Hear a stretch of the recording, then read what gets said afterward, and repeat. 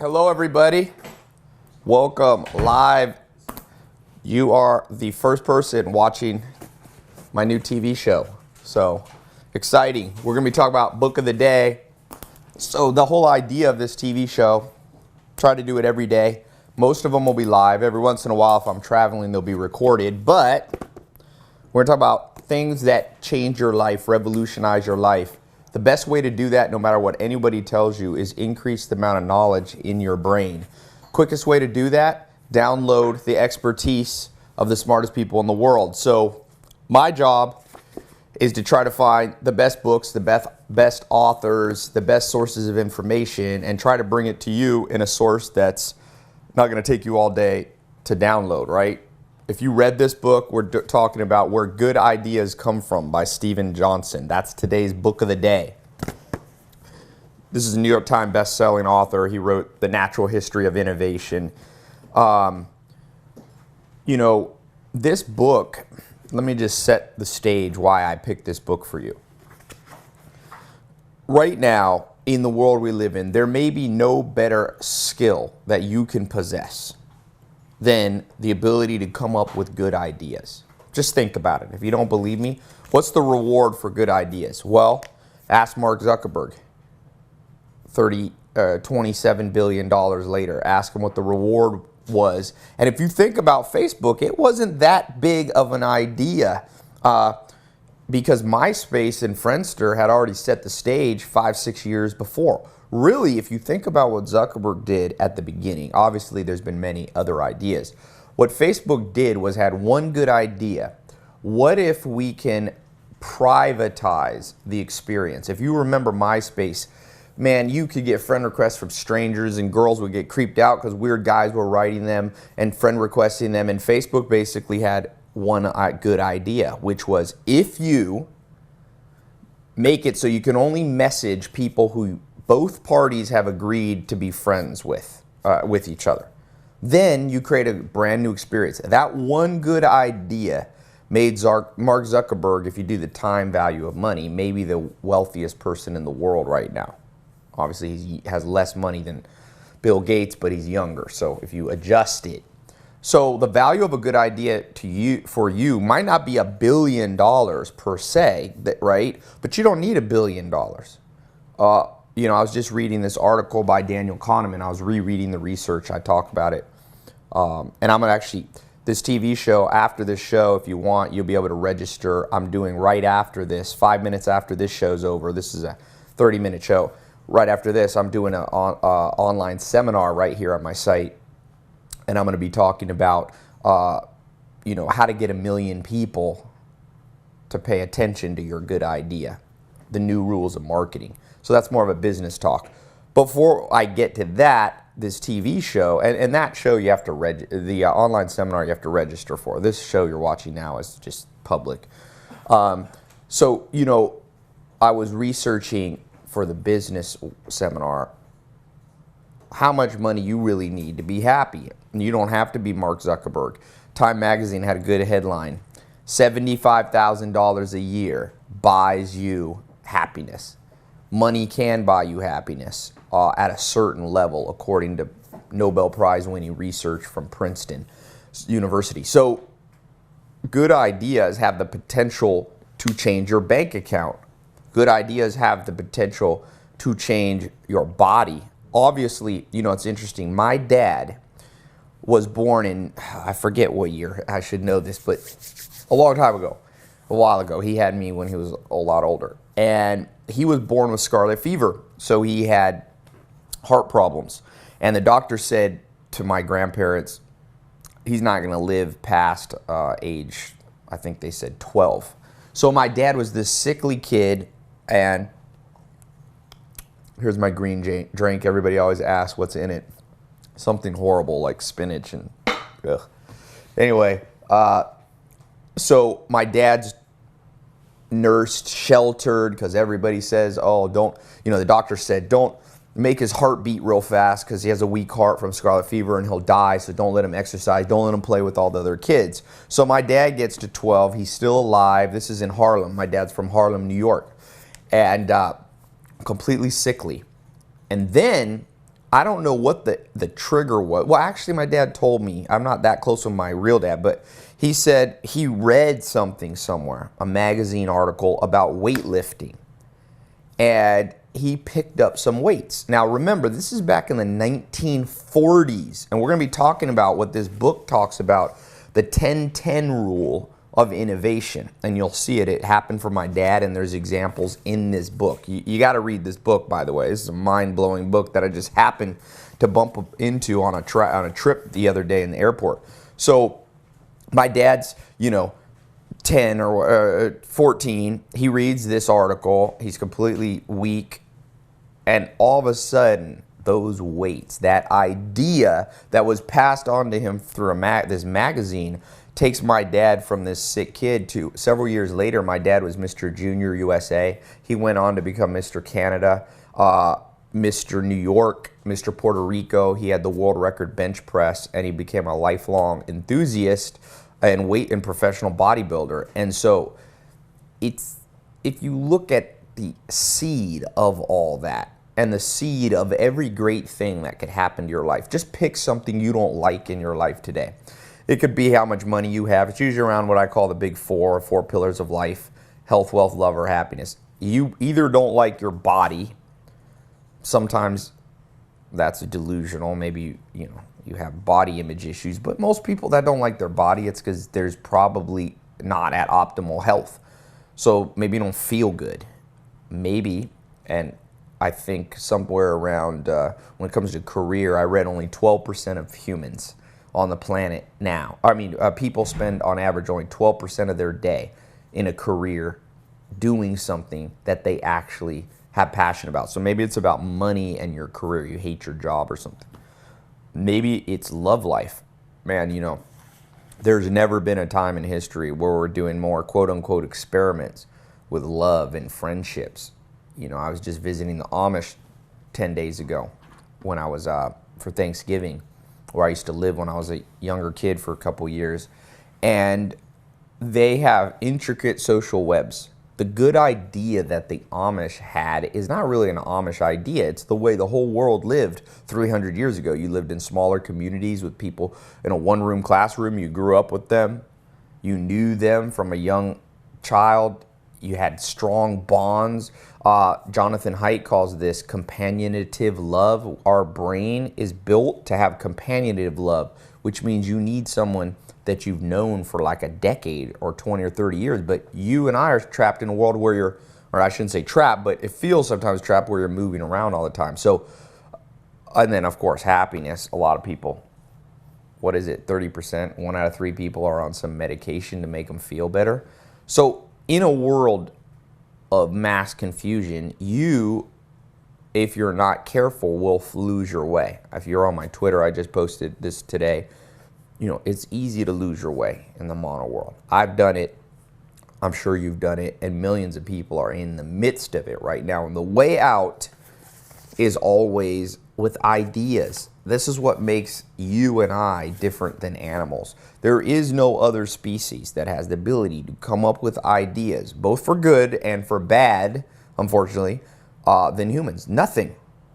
Most animals, speaking of ideas, a couple years ago, I had dinner at a house my grandma set up. My grandma's a professor, or was a professor, so she has all these Nobel Prize winning old friends that are like 90 years old. So I went to dinner with one of the top living philosophers. He's 90 some years old, and he knew I had been on a farm at the Amish and Joel Salatin and all this. And the guy said to me, he said, "Hey, Tai,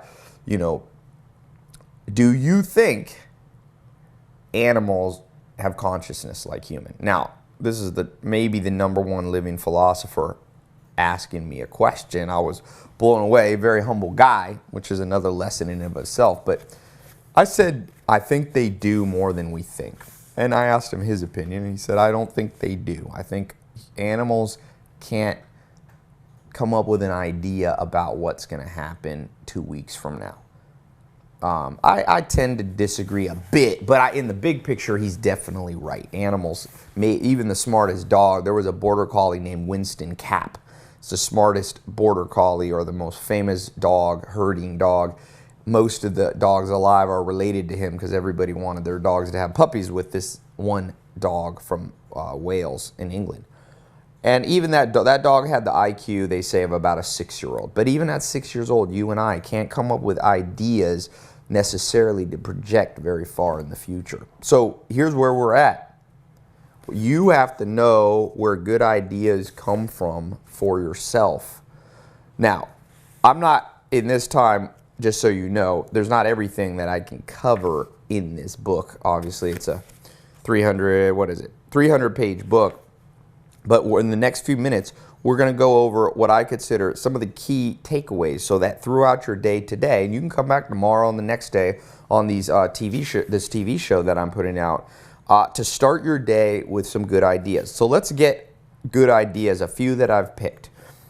So the first one that I find fascinating is something called negative quarter power scaling. Negative quarter power scaling. What that means, and I'm going to quote, scientists and animal lovers have long observed that as life gets bigger, it slows down. Flies live for just a few minutes or hours. Elephants live for 50 to 100 years. Parrots, tortoises. Now, what's the difference? The hearts of bird and small mammals pump blood much faster than those of giraffes and blue whales.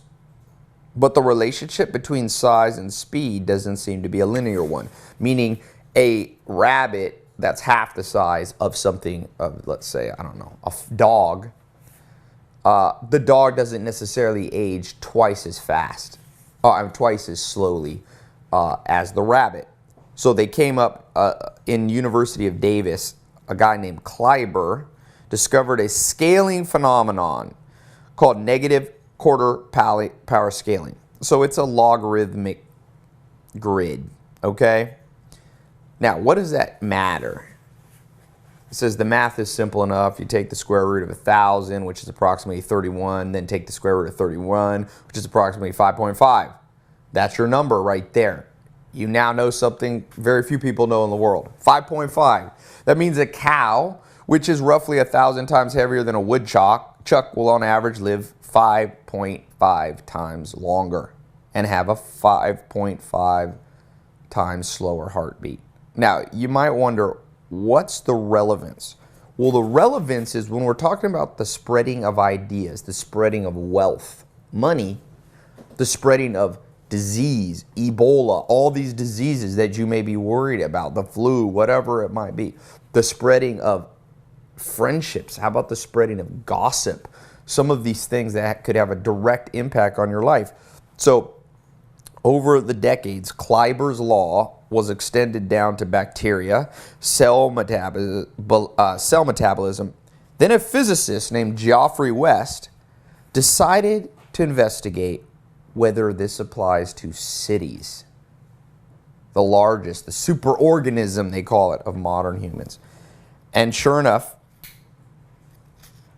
they were delighted that Kleiber's negative power scaling governed the energy and transportation growth of cities, the number of gas stations, gasoline sales, road service area, the length of electric cables. Okay? Now, it's very interesting though. So, a city is a scaled up village where things happen at this 5.5 rate. But one place this negative quarter scaling 5.5 law did not work. Okay?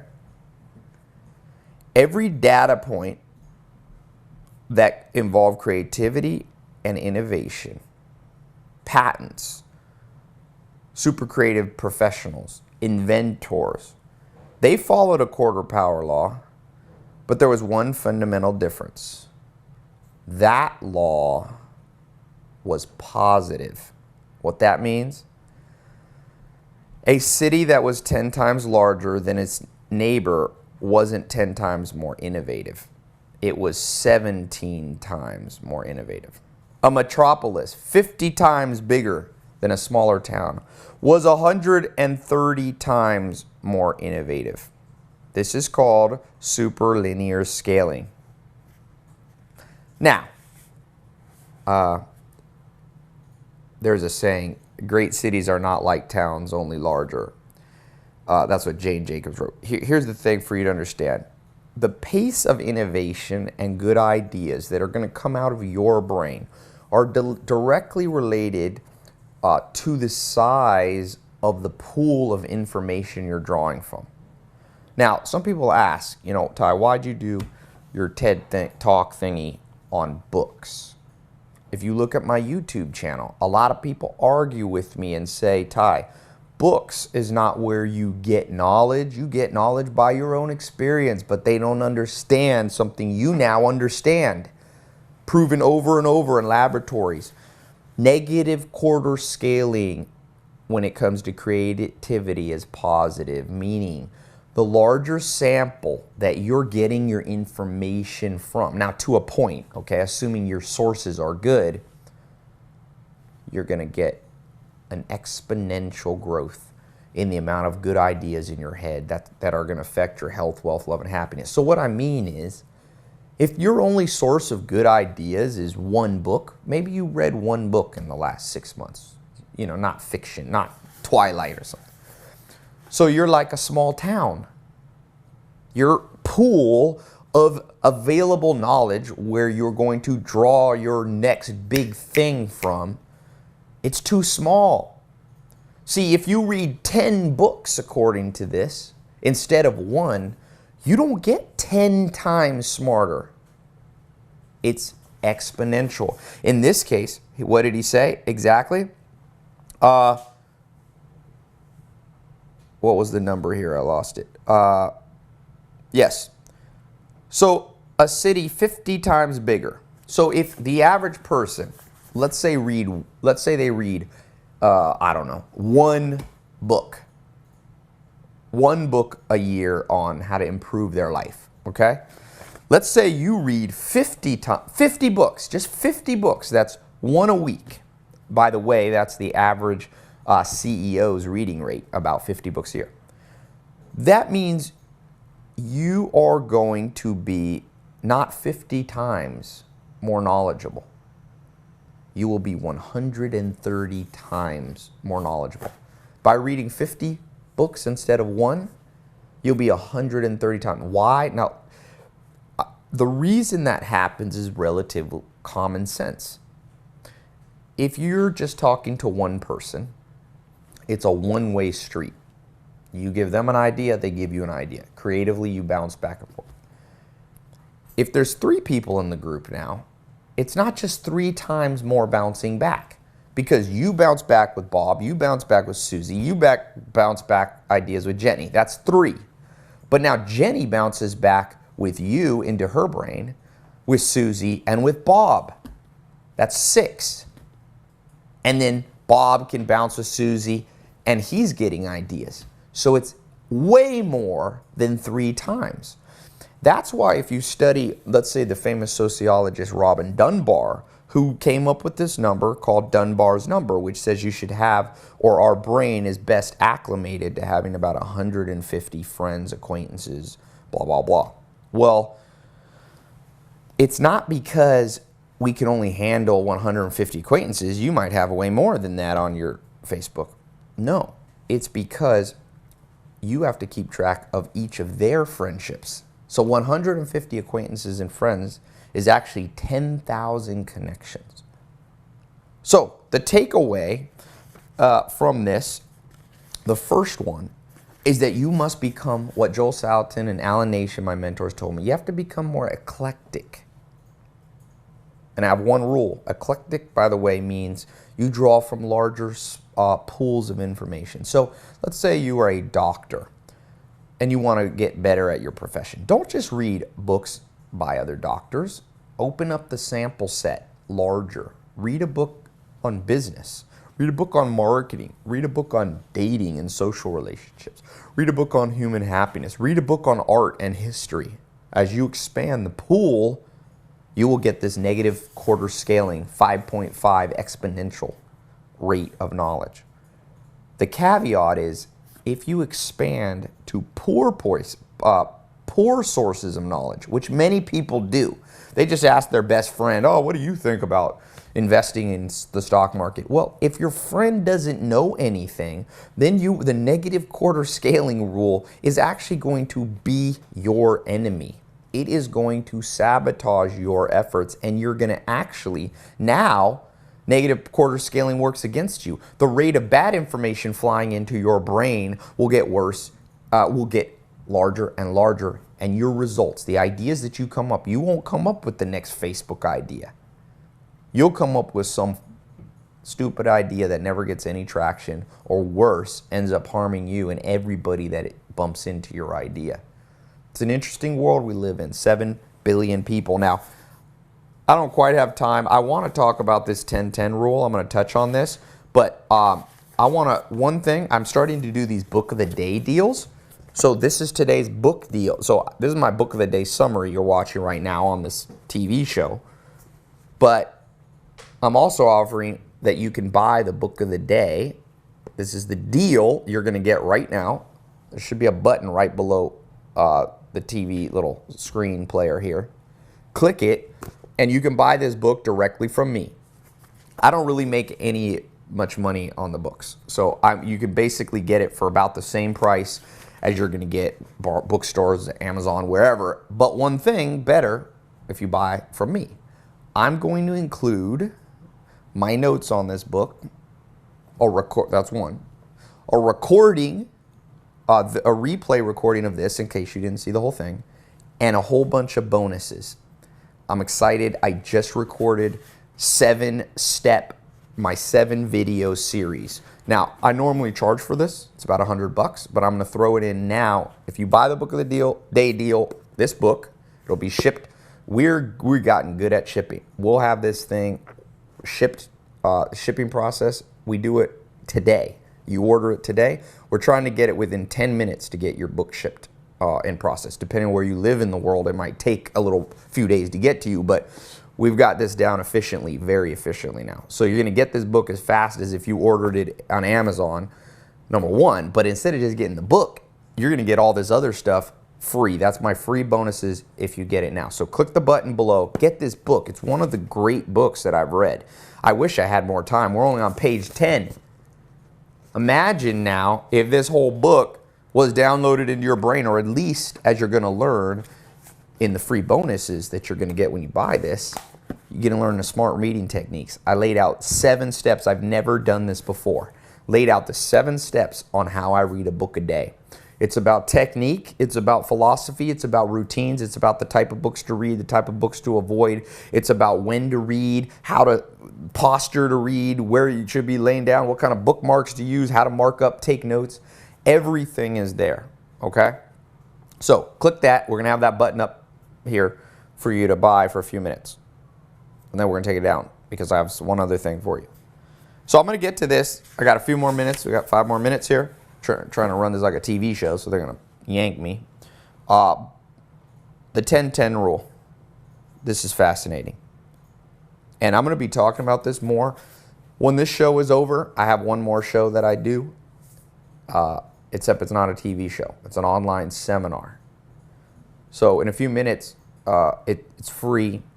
When this TV show is over, we'll take about 5-minute break so I can drink some more of my green drink. And we'll move the cameras to the seminar room, and we'll be doing a seminar on, and this is going to be interesting related to this book. This is for you if you've ever thought of starting your own business, want to make more money. You got to get to that $75,000 financial independence level. Or if you're already an entrepreneur and you want to scale that business up, you can use the quarter law of scaling. So if you're watching a recording, I'm not sure where you are, but there should be a button here on the video that you can register completely free for the free online seminar, The New Rules of Marketing, how to get 1 million eyeballs to look at your new idea. You have something you want to sell, you have a new idea, you want investors. We're going to be talking about that in just a few minutes right after this. So click to watch that seminar. But I want to get back to this. And that's free, but you got to register for that. It's different than this TV show. All right. 10-10 rule. Call it the 10-10 rule. It takes a decade to build a new idea and a decade for mass adoption. Now this goes along. Some of you watching this might be in some of my business training stuff, the Investor Entrepreneur Mini MBA or the Inner Circle. I just did a talk on the book. I'm not sure where it is behind me, but it's called, it's a famous one. It's by Moore, I think is his name, Geoffrey Moore. It's called Crossing the Chasm. And it talks about why you may have had an idea, tried to launch it, but you couldn't get it over the chasm. It was a great idea, and that's because there's 4 main types of psychological consumers in the world. You have early visionaries and early adopters. So when you have a good idea and you go launch and you go sell your new sushi restaurant, or you come up with a health supplement or a new patent copyrighted idea and you get out there, your friends and family love it. Those are the visionaries and early adopters. But there's a huge chasm that you must cross to get to the pragmatists, the conservative buyers. And the bad news is most of your buyers are there, but they only buy when 3 other people of their friends have purchased. They're practical. But how, if nobody's buying, how do you get critical mass so that everybody has 3 friends? Well, people like Steve Jobs with his iPhone has been able to cross the chasm. Now, I don't have time. I'll touch on that in the next seminar if you stay on for that. Make sure you register below here, by the way, for that. But the 10-10 rule says it's a decade to build a new platform. So look at grass-fed food like Joel Salatin came up with, or Alan Nation, if you've read the book Omnivore's Dilemma. Now everybody's talking about pastured chickens and organic vegetables and all this. But if you go back in the 50s, 40s, 60s, 70s, guys like Rodale, Joel Salatin, Alan Nation, they were pushing this idea, but yet they needed time to come up with how to do it. I was just on Joel Salatin's farm. It's not easy to raise animals without, and food without herbicides, insecticides, chemical fertilizers, and so on. So I don't have time to go completely into this, but understand there's a natural curve to ideas. So if you're adopting a new idea, that's why I say sometimes the best way is to start by adopting someone else's idea that they've spent the 10 years innovating, and you just build on top of it. That's what Mark Zuckerberg did with Facebook. Took him about 8, 9, 10 years for that industry. It started back in the late 90s with chat rooms, social networks, Friendster, MySpace. Then Facebook grabbed hold of that 10-year and built on top of it. And then it took a little less than 10 years for Facebook, but that gives you an idea. So if you have an idea, don't be totally discouraged. Be patient. So remember, if you're watching this, depending on where you're watching it, and there's comments below, I want you to leave me 2 quick comments to end this, because it's not enough to just listen. You got to make this stuff instinctual, like the Dalai Lama says in Beyond Religion. It's more than just book smarts. Number 1, how can you increase the pool of knowledge so that you can take advantage of of this scaling rule, 5.5? How can you get more good sources of information? Where can you go? I suggest books, good YouTube videos, seminars, conferences. I didn't get time to talk about this, but masterminds. That's why I have my Inner Circle mastermind. Secondly, when have you been impatient and didn't understand the 10-10 rule and should have let some more time go so that your idea could catch hold? All right, 2 things. Buy this book. You should find a link below here, and register for the seminar. I'll be doing it in 5 minutes. We're talking about how to get 1 million people to pay attention to your new business idea, the new rules of marketing. So, Tai signing off. Tomorrow, same time, next book of the day, I've got an exciting one. So stay tuned. Talk to you soon.